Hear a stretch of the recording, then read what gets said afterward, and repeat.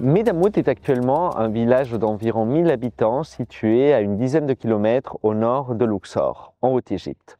Ce village s'est développé autour d'un site archéologique essentiellement connu par son temple, dédié au dieu thébain Montou. Le site de Medamoud a été fouillé au début du XXe siècle par deux équipes de l'Institut français d'archéologie orientale, l'IFAO, avec le soutien du musée du Louvre. Ces deux équipes ont été dirigées respectivement par Fernand Bisson de la Roque, pensionnaire à l'IFAO, et Clément Robichon, architecte dans la même institution. Ces fouilles se sont déroulées de 1924 à 1940 et ont eu pour objectif de dégager le temple de Montou sur lequel nous nous situons. La mission française de Medamoud, actuellement sur le terrain, est l'héritière des travaux de ses premiers fouilleurs. Cette mission est sous le patronage de l'Institut français d'archéologie orientale et de Sorbonne Université, avec le soutien financier de la Commission des fouilles du ministère de l'Europe et des Affaires étrangères et le Fonds Khéops pour l'archéologie. Notre programme actuellement sur le site depuis 2015 vise non seulement à reprendre la documentation des anciens fouilleurs, mais également à prendre en considération la ville de Medamoud qui entourait le temple pour comprendre comment ce temple et le village alentour interagissaient.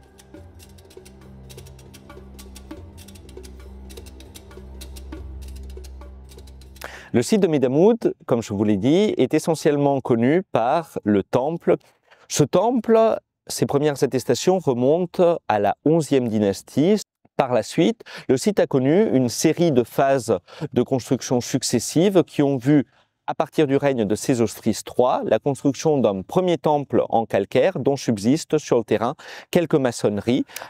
Après le règne de Sésostris III, l'essentiel des constructions ont vu étendre le temple de Montou de Medamoud, essentiellement au Nouvel Empire, avec les maçonneries sur lesquelles on se situe actuellement.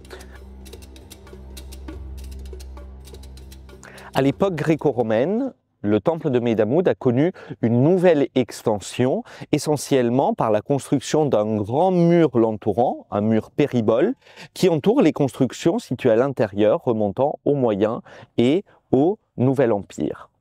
De ce mur ne subsistent que les premières assises de son soubassement, qui sont décorées à l'époque romaine par une série de processions qui doivent présenter à la divinité principale différentes offrandes. Malheureusement, l'exploitation du site a fait que les élévations de ce temple sont essentiellement perdues. Plusieurs blocs ont été découverts lors du dégagement des vestiges qui sont en cours d'inventaire et d'étude par des membres de la mission.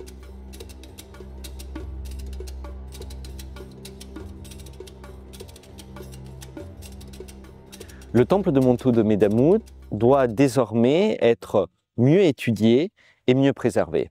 Cela passe par deux actions complètement différentes. La première, menée par Lorenzo Medini, Nathalie Favry et Dominique Valbel, vise à étudier, republier et comprendre les inscriptions de ce temple, essentiellement par l'édition épigraphique des inscriptions. En parallèle, notre mission doit aussi prendre soin des vestiges eux-mêmes. Actuellement, sous la responsabilité de Hassan Mohamed Ahmad de l'Institut français d'archéologie orientale, une équipe de restaurateurs égyptiens s'occupe de ce travail.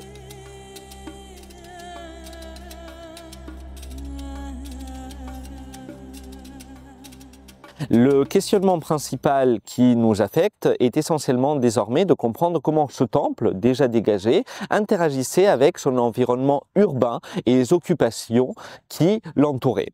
C'est pourquoi deux grands secteurs de fouilles ont été ouverts depuis 2017.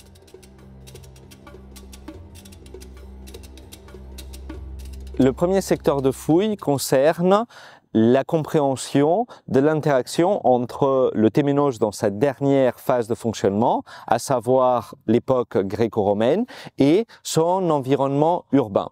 Pour ce faire, nous avons commencé par dégager l'enceinte associée à la porte de Tibère qui se situe juste ici derrière moi. Au moment de la construction de cette porte, une enceinte en briques fut construite contre laquelle des occupations urbaines furent ultérieurement construites également. De même, nous ne comprenions pas comment la forme de cette enceinte pouvait se structurer dans l'espace. C'est pourquoi, depuis 2018, nous avons commencé à dégager cette enceinte dans le cadre également d'un plan de mise en valeur du site avec la mise en place d'une restauration partielle de l'élévation de cette enceinte pour en donner une image de ce à quoi elle représentait dans l'Antiquité.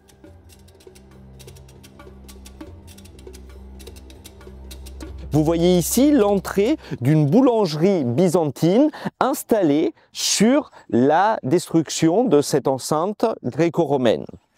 Cette boulangerie a été fouillée l'année dernière essentiellement et illustre que dès le 5e siècle de notre ère, cette enceinte construite par Auguste était déjà très partiellement détruite, comme le prouve l'installation de fours à l'intérieur même de sa maçonnerie.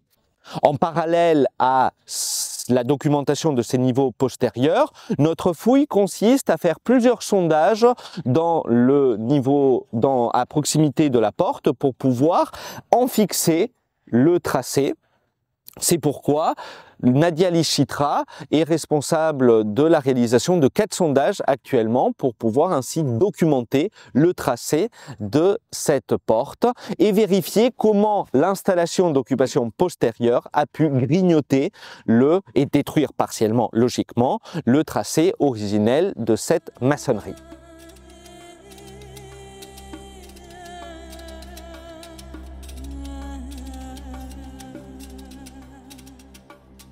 Le deuxième secteur de fouille dans le site de Medamoud se situe sur le COM, à l'emplacement des occupations urbaines du site.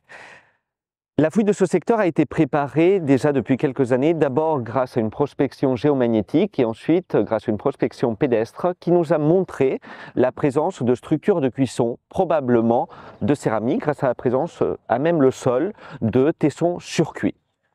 Ces secteurs de fouilles sont sous la responsabilité de Romain Séguier du CEALEX qui est en train de dégager différents secteurs de production céramique dont la production s'étend depuis le début du Nouvel Empire jusqu'à l'époque romaine sans interruption. La production elle-même, issue de ces fours, est étudiée par Zulema Barahona Mendieta, chercheur associé au laboratoire Orient et Méditerranée. Plusieurs éléments nous permettent de caractériser la nature de la production céramique issue du site de Medamoud. En premier point, la totalité de la production céramique découverte est à base d'une pâte calcaire dont l'origine doit sûrement être cherchée sur le site ou dans ses environs proches. Deuxième point, cette production offre des exemples de décors à différentes périodes. Dernier point, les outils de production qui ont permis la réalisation de cette céramique sont parmi les plus grands retrouvés en Égypte pharaonique. En particulier, un des fours, actuellement en cours de démontage par Cisco Ramis de l'Université autonome de Barcelone, offre un exemple particulier d'un outil de production à taille industrielle. Nous voyons un four dont la hauteur préservée est de 4,10 mètres.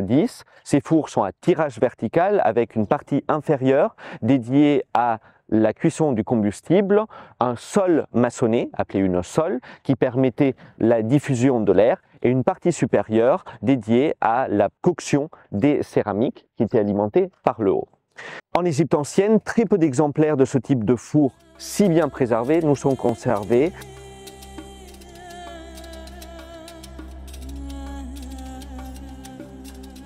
Dans les années à venir, la mission continuera son objectif principal qui est de comprendre les relations entre un temple et son environnement urbain. Cela passera par l'extension des secteurs urbains qui seront ouverts à la fouille. Ceux-ci consisteront d'abord à l'étude des occupations impériales et tardo-impériales à proximité des enceintes, mais d'autre part, notre recherche continuera à s'étendre au milieu du COM pour ces secteurs de production céramique. Cela passera évidemment par l'étude de nouveaux ateliers déjà connus par des prospections géomagnétiques qui seront dégagées progressivement les campagnes ultérieures.